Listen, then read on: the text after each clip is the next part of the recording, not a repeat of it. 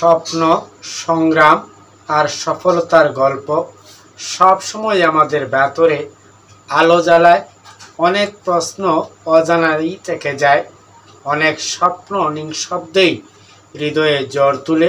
কিন্তু সেই স্বপ্নের পথে যদি দৃঢ়ভাবে হাঁটা যায়, তখনই সাফল্য নিশ্চিত হয়।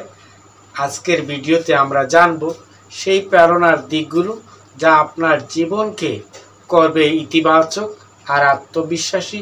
তাই ভিডিওটা একদম শেষ পর্যন্ত দেখুন, হয়তো এখান থেকে মিলবে নতুন উদ্দীপনা, নতুন শক্তি। রেহান মোটিভেশনে আরও একবার সবাইকে স্বাগত।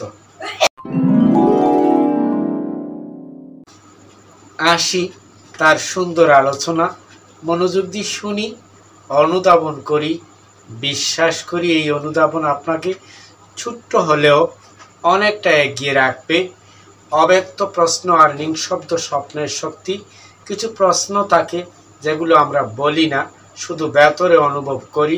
কিছু স্বপ্ন প্রকাশ পায় না শব্দে, কিন্তু মনের গভীরে জ্বর তুলে। এই নিঃশব্দ স্বপ্ন আর অব্যক্ত প্রশ্নই আমাদের জীবনের সবচেয়ে বড় শক্তি হয়ে ওঠে। ধারাবাহিকভাবে আলোচনা শুনতেই থাকুন। স্বপ্নের পথে হাঁটা মানে শুধু স্বপ্ন দেখা নয়, বরং ভেতরে আলোকে কাজে রূপ দেওয়া।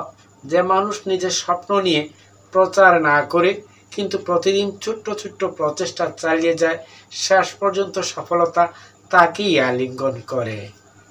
ইতিবাচক দৃষ্টিভঙ্গি এখানেই।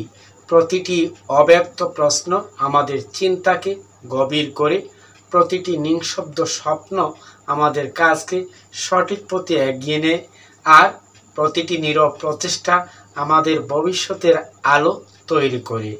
অন্যদের সামনে স্বপ্ন প্রচারের আগে নিজের ভেতরে দৃঢ় সংকল্প তৈরি করুন, কারণ কাজই কথা বলে, সাফল্যই প্রমাণ দেয়।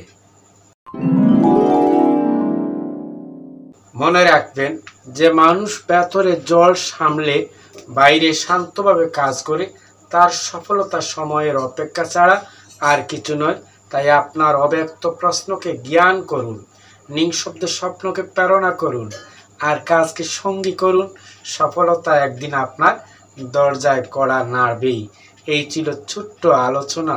কিছু প্রশ্ন, কিছু স্বপ্ন ভেতরেই থাকে, আর সেই ভেতরের স্বপ্নে ফোকাসের বিষয়ে লেগে থাকা আত্মবিশ্বাস থাকলেই সে একদিন সাফল্যের দরজায় প্রবেশ করবেই।